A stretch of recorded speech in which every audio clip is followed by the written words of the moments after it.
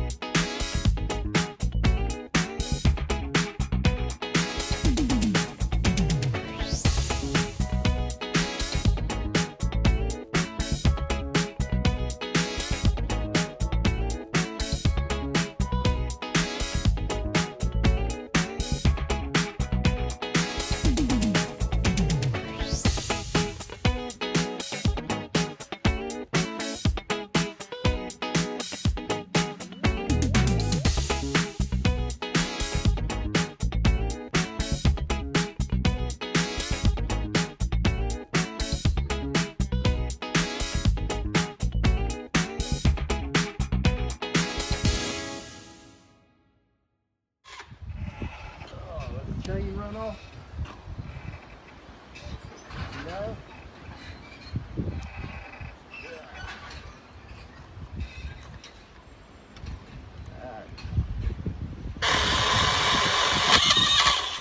Something's slipping. Picture was Cody working and 3 of us watching. That's why the county does. Cody, this is not a sliding board. You could slide really good. You could, but don't. If it was raining. Isn't that the way they do it? They got 3.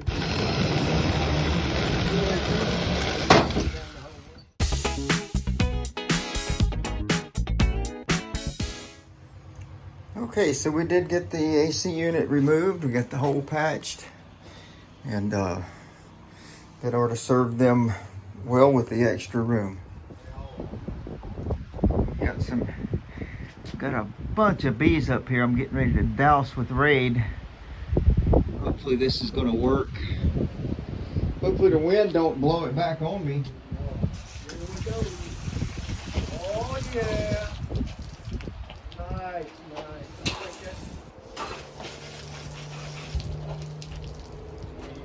Still getting up to clients.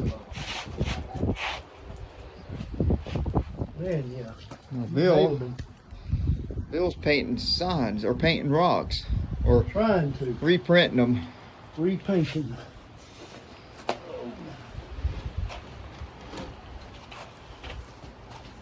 Oh, yeah, this is going to be. Oh. We Sorry got it. about that. No, Oh, my foot. oh, that's all right. That's good. I'll make sure that gets in the video. Give the people a roller coaster ride. Yeah, I'm not working on my knees now. Well, we never knew Bill was so Not better. artistic. Autistic. Yeah, we'll have to call him Bill Ross. He's painting happy little accidents. Hey, that was just a happy little accident where you knocked my phone over. That's it.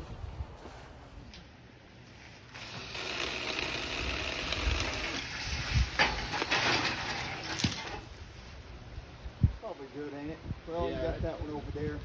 We'll pull the ladder over to that one. All right.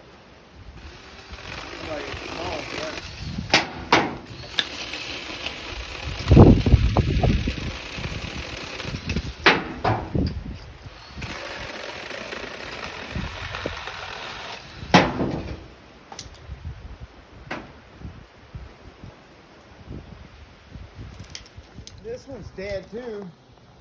Well, I guess we're just trying to get them right. Action. Okay, this is a very special truck box here. Let me tell you the story. These are Gospel of John and Romans that are used for evangelism. In the flea markets, we give these out, and most of the time on Tuesdays, especially. Now we're not giving them out every Tuesday. Avenina and me now. We have for a long time, but we have other men that are doing that, and we make sure that they have the materials that they need to be able to give them out. This is about, I think we figure somewhere around 30,000 here, maybe 31,000. We average giving out about 60,000 a month. It moves out of this little storage box. And about 3 years ago, maybe 2.5 years ago, we were up in Tennessee, and I called a man that was giving out these Gospel of John's, and I said, Juan, I said, how's it going? How are we doing on it? He says, brother, he says, I can't get the materials, and I don't have any material to give out, so we just give out very little stuff. So I said, well, let me see if I can find someone. So somebody connected me up there with a printer down in South Carolina that was printing these, and I called him, and I had met him many years ago, and I talked with him about getting some of these Gospel of John and Romans, and he said, well, we don't print them down here anymore, we print them up in Pennsylvania. But he said, how many do you need? I said, I don't know, I'll get back with you. So I called one. He says, he says, we need if we can get between 50 and 60,000 a month, we would love to have that number. So I called him back and I said, yes, I said, I've got a number for you. I said, we need about 60,000 a month. And he says, we can do that. And then I said, well, now how much is it going to cost me? Because he says, we're making them in Pennsylvania, so now you got to ship them. This kind of thing right here, that's 2 pallets every month. Got to ship them down here. And I said, now how much is it going to cost me? And he said, well, you're still doing mission work, aren't you? And I said, yeah, still doing it. He said, well, everything's covered. But he says, I'll put them down there. I'll put you 2 pallets every month over here in a town about 50 miles west of here. They have a forklift and we don't have a forklift. So when they come in on a big truck, I don't know who delivers them or how that works, but they come into this place over there that has a forklift, and he offloads them and saves them for us. And so that's our source on them. And then we have some printing tracks that come out of Indiana, northern Indiana. I think it's New Palestine, Indiana, or somewhere up in there in the northern part of Indiana, that they print these gospel tracts, beautiful tracts for salvation, several different options in Spanish. And we can get as many as 2 million a month out of there. And most of those will move through here so quickly. I mean, we could use more than that, but we have not established ourselves well with them yet, but they will ship them down here, to deliver them down there too, at no cost to us. All we have to do is go over there and get them. So I made the plans. This was in September. I made plans to pick up these things down there at that man's place, and then we needed a place to put them. So we get back down here the end of September, and I'm in October. One of my former teenagers called me, and he was living out in West Texas in the oil fields, and we were just talking, and he says, you want to buy a trailer? I said, no. And then we talking a little more about conversation and other things, and then I said, well, what kind of trailer is it? He says, it's a cargo trailer, 16-foot box trailer, and said the oil fields are down right now. They're not doing it much, and there's a lot of them for sale.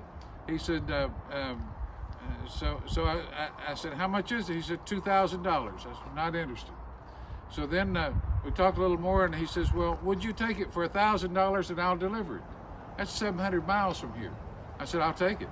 I mean, what could I buy? A storage, all we need is a storage room, but what could I buy for $1,000? So he brought it down here. By November, the first part of November, he brought the trailer down here. Our stuff is still sitting over there in this warehouse, and these guys, he brought it over here and he had to leave, so they're here, set in the yard, and some men came down from Tennessee bringing a van down for a church over in Mexico, and they delivered the van, and they said, now, is there anything else you need? I said, well, there is. I said, we need to set this van, take the wheels off of this thing and jack it up and put it on blocks. and we're going to use it for storage room.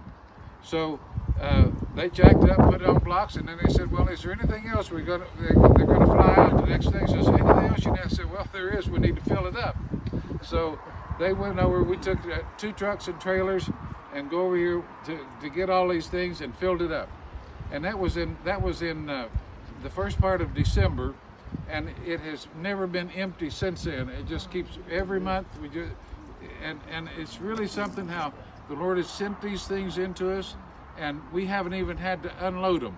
Now, if Ivadine and I had to unload this package here, the shape we're in, it'd take us, well, the shape I'm in, now she's in good shape, but it'd take us probably about 3 or 4 days to do a little bit at a time every day just to get it in there. But every time we've needed them, I go pick up a load, and it seems like invariably somebody, this has been going on for 2 years, somebody comes by, says, is there anything you need? I said, well, yeah, we need to unload a pallet of scriptures. So this box has no keys. It's open and unlocked all the time. Pastors know how to get in. They come here and load them up and haul them out, and it's just, this is God's trailer. And you look at that old black box and you think, that's just sitting there on blocks, and it's not anything, but it is something. It's special because now we don't want a big warehouse. We want this stuff to keep moving. It's not about saving it up. It doesn't do any good sitting in that box. What it does good is get them out every place. And so every month they just keep coming in and going out. And so this is part of a special thing at God's little warehouse. And we have another place where we store Bibles because we don't have enough room in here to store everything. But we store them down at the church. But this is for other tracts and all kind of distribution things. Tell them that other pastors can come and Yeah, other pastors come and get it. It's not just us. It's one. in fact this month, this week, these guys coming. There's 4 couples coming. Each one of them will probably take 5 boxes apiece. So that's 20 boxes of these, plus 20 boxes of the Word of God that you guys had shipped down here. And so it'll be gone in no time. It's incredible. Isn't it something that I think, here's 2 old people, can't do anything. God gives us a box, sends us people to unload it, and all we have to do is come by and open the door and say, well, need some more, make another trip. So we got it. And a man up in Chicago, Illinois, west of Chicago, made me this trailer many years ago, and we've used it for all kind of things, but this is one of our special ones for hauling scripture. And that's the story. I'm sticking to it. Tell them how we framed that trailer up to get materials across the border. Yes, we used this trailer to move. When we built a youth camp over in Camp Lenoria, this was our special trailer for hauling lumber, because you could build sideboards out of it, make sideboards up about 4 or 5 feet high, and floor it, and put a roof across it, and it was all legal because it's all wood, it's all screwed together, and then when you get over there, we take it apart and use it for making trusses and building the buildings with. And all we come back is with the frame. Everything's made to disconnect. And by the way, take a look. I think I got a bent axle. It's a possibility. It is. This one here is one. I was look at that thing and see if.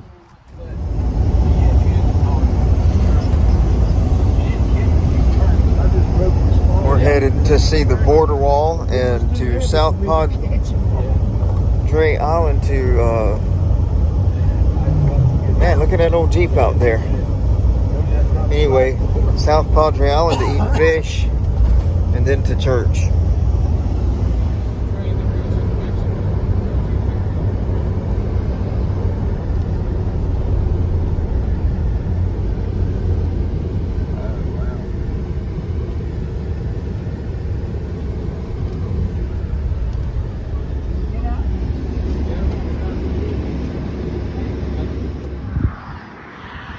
So here we are at the border wall. This is the Mexican border.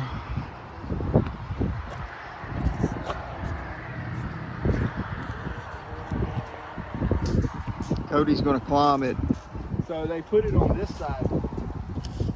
You could climb it really. On Oh this yeah, side. I could climb that all day long. Yeah. So But that's on the why other they've side- added onto it now and put about another 6 feet up here. Yeah. Jessica's going to go to Mexico. Yep, there she is. She's in Mexico right now. In Mexico right now. Well, that's a pretty straight wall. Be a little. That fall scared you of took that. earlier, I believe 100% you could get to the top and just drop. Yeah. Man. Cody at the border wall. Border wall. Climbing it. You need to bring your youth down here. Yeah. You got any?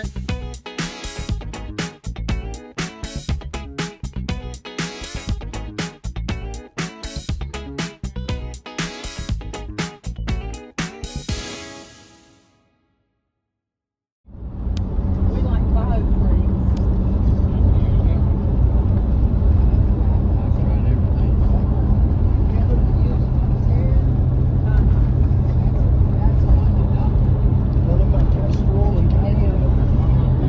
Gulf of America. Kind of milky looking. So this is the Laguna, Right. Gulf of America. Here we are on the Gulf of America. That's what we're calling it this week. This is South Padre Island coastline.